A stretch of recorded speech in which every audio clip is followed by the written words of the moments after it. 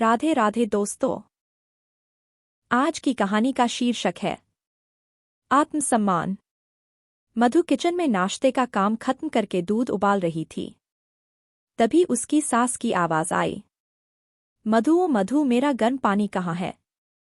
सास ने जोर से आवाज लगाई थी तो मधु फटाफट रसोई से निकलकर बाहर आई और बोली, मम्मी जी, रसोई में गैस पर दूध रखा हुआ था, इसीलिए आपको पानी नहीं दे पाई। यह लीजिए आपका गर्म पानी।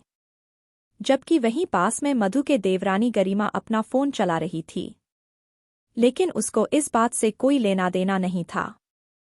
वह चाहती तो किचन में जाकर गर्म पानी ला सकती थी, लेकिन वह वहां से हिली भी नहीं और उसकी सास ने भी उसे कुछ भी नहीं कहा। लेकिन मधु सुशील और संस्कारी घर की बेटी है। बड़ी बहू होने के कारण उसने अपने दोनों घरों में जिम्मेदारी बखूबी निभाई थी। सास ससुर और पति सब लोग बहुत अच्छे थे, लेकिन उसके देवर और देवरानी कुछ अलग ही स्वभाव के थे। देवरानी तो जरूरत से ज्यादा मुंहफट और बदतमीज थी। उसे सिर्फ अपने आप से लेना देना था। उसे किसी की भी परेशानी दिखाई नहीं देती थी। मधु घर में पहले आई थी तो वह सास ससुर की पसंद नापसंद सब बातों का ख्याल रखती। देवरानी गरिमा को मधु फूटी आंख नहीं भाती। वह छोटी छोटी बातों पर रूठ कर अपना कमरा बंद कर लेती या फिर घर में बड़ा क्लेश करती, और मधु क्लेश से डरती थी, इसीलिए वह उसके तानों को नजरअंदाज कर देती थी।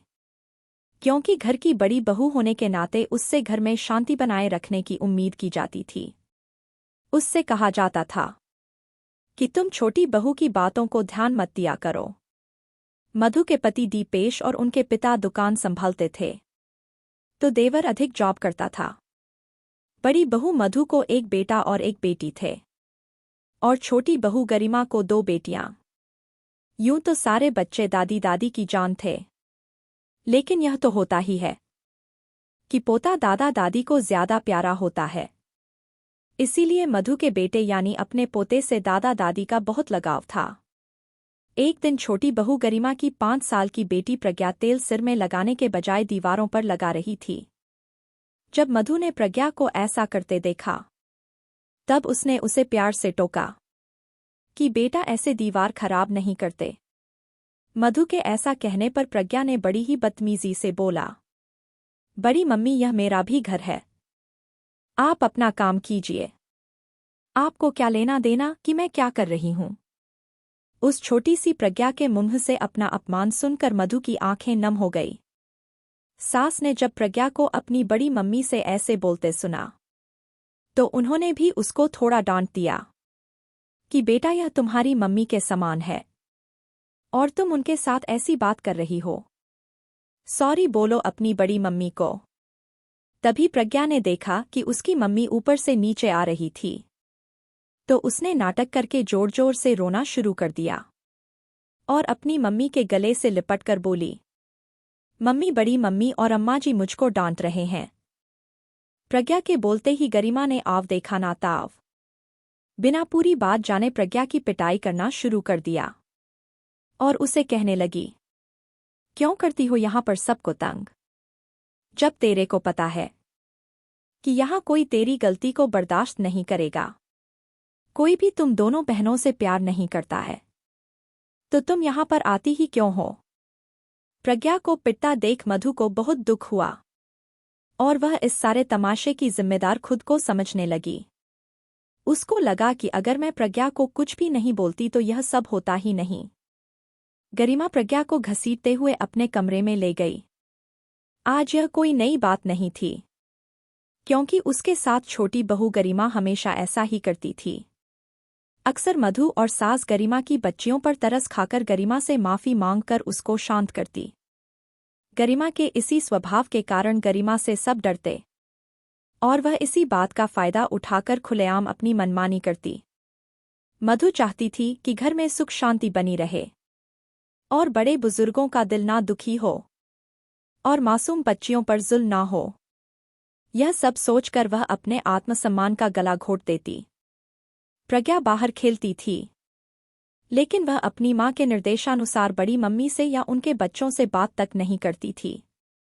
मधु के बच्चे उम्र में बड़े थे, तो उनको अपनी बहनों के रूखे व्यवहार से कोई फर्क नहीं पड़ता था और वह उनसे दूर ही रहते थे। एक दिन प्रज्ञा ने फिर से गेट को जोर से बंद किया। तभी मधु के मुंह से निकल गया, बेटा आराम से करो, नहीं तो लग जाएगी। तभी प्रज्ञा ने जवाब दिया, मेरे कमरे का गेट है, मैं जैसे चाहे बंद करूं। आप कौन होती हो कुछ कहने वाली? तभी से मधु ने उसको कुछ भी कहना बंद कर दिया था। कुछ सालों तक ऐसे ही चलता रहा, लेकिन अब मधु को इन सब चीजों से घुटन होने लगी थी। उसके बच्चे सुमित और परी अब समझदार हो रहे थे। वह अपने चाचा चाची को बस ऊपरी मन से आदर और सम्मान देते, क्योंकि वह भी अब हर रोज किसी न किसी बात पर अपनी माँ का निरादर होते देखते थे। दीपेश और अधिक भी औरतों के झगड़ों में नहीं पड़ते थे, क्योंकि उन्हें पता था कि अगर वह उनके बीच में बोले तो घर की एकता टूट जाएगी। इसीलिए वह अपनी पत्नियों की बातों को नजरअंदाज कर देते थे। आज फिर किसी बात पर गरिमा अपना मुंह फुलाकर बैठी थी। उधर मधु गुस्से में कपड़े प्रेस कर रही थी। तभी उसका बेटा सुमित बोला, क्या हुआ मम्मी, मूड खराब है क्या? तभी उसकी बेटी परी बोली, अरे भाई, इस घर में मूड खराब करने का हक तो सिर्फ चाची को है, और मम्मी अपनी सेल्फ रिस्पेक्ट को रोंद कर चाची को जाकर मनाएंगे। आज तक यही तो होता आया है इस घर में। परी ने अपनी मम्मा मधु को ताना दिया। तभी मधु बोली, क्या करूं बेटा, तू बता, कोई और दूसरा रास्ता है? मैंने पिछले जन्म में कर्ज लिया होगा तेरी चाची का, तभी तो इस जन्म चुका रही हूं। मधु ने गुस्से में कहा, मम्मी यही तो आपकी गलती है, सामने वाले की गलती को भी अपने सर ले लेती हो। इसी बात का तो चाची फायदा उठाती है। आप साफ साफ बोल दो दादी को कि हम दोनों घर की बहुएं हैं और घर की शांति बनाए रखना हम दोनों की जिम्मेदारी है। मैं शांत और सरल हूं, तो इसका मतलब यह नहीं कि जिसका जो मन करेगा वह वैसा व्यवहार मेरे साथ करेगा। वह गुस्सैल और अड़ियल है, तो यह तो नहीं कि सब उससे डर के मारे उसके हिसाब से चलेंगे। मम्मी, आपका इतना सीधा होना ही आपकी गलती है। आप अगर अपना सम्मान नहीं करोगे तो दूसरा कोई आपका सम्मान क्यों करेगा? अपने आत्मसम्मान के लिए लड़ना कोई गलत बात नहीं है। आप आवाज उठाओ। इतने साल हो गए आपको चुप रहते हुए।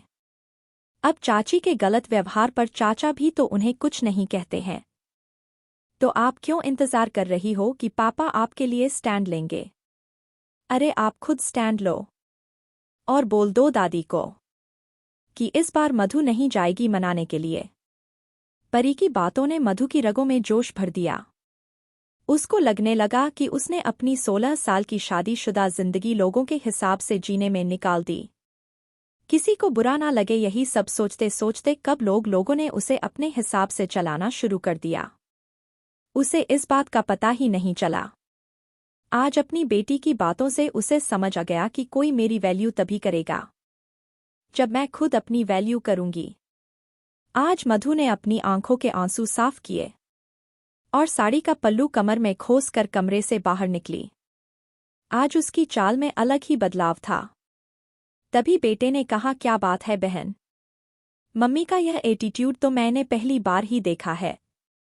तभी परी ने कहा, मम्मी की सालों से दबी हुई चिंगारी शायद आज बाहर निकल सके। तब बेटा बोला, दीदी वैसे इसको भड़काना बोलते हैं। परी बोली, नहीं भाई, आज मैंने माँ को खुद उनसे मिलवाया है। आज वह किसी की माँ, बहू, पत्नी, बड़ी मम्मी या जेठानी नहीं, सिर्फ मधु बनाकर यहाँ से गई है। उनका अपना भी एक वजूद है। एक औरत तब तक चुप है जब तक वह चुप रहना चाहती है।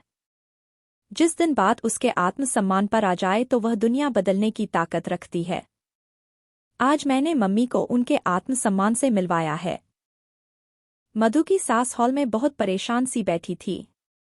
मधु को देखते ही बोली, मधु जाकर देखो तो छोटी बहू गरिमा को क्या हुआ है। सुबह से नाश्ता भी नहीं किया है उसने और नीचे भी नहीं उतरी है। तभी मधु ने कहा, मैं क्यों जाऊं मम्मी जी, बस बहुत हो गया, अब मैं भी थक चुकी हूं। उसने अब तक सिर्फ अपनी मनमानी करी है, अब मैं भी वही करूंगी जो मुझे अच्छा लगेगा।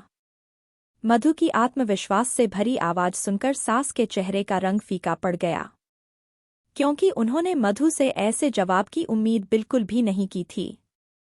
सुबह से रात हो गई, लेकिन गरिमा ऊपर से नीचे नहीं उतरी। आज एक औरत के अभिमान तो दूसरी औरत के आत्मसम्मान की लड़ाई थी। सास ससुर और दोनों बेटों को अब समझ में आ गया था कि अब साथ में गाड़ी नहीं चलेगी, क्योंकि कोई बोले या ना बोले, लेकिन मन से यह सब जानते थे कि यह संयुक्त परिवार की गाड़ी सिर्फ मधु की सहनशक्ति की वजह से ही चल रही थी। अब सास ने भारी मन से दोनों बहू को अलग कर दिया। सास और ससुर ने मधु के साथ रहने की इच्छा जाहिर की, जिसे मधु ने खुशी खुशी स्वीकार कर लिया। गरिमा की तो जैसे मुराद ही पूरी हो गई, लेकिन मधु अभी भी दुखी थी, क्योंकि वह अपने परिवार का बंटवारा नहीं चाहती थी। लेकिन वह क्या करती, क्योंकि अब उसके भी सब्र का बांध टूट चुका था। हर इंसान को एक ही जिंदगी मिली है, उसे सबको खुश रखने के साथ साथ अपने को भी खुश रखने का हक है।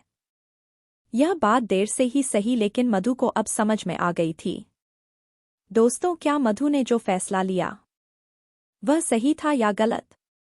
इसे कमेंट में ज़रूर बताइएगा। साथ ही अगर आपको कहानी अच्छी लगी हो तो वीडियो को लाइक करें।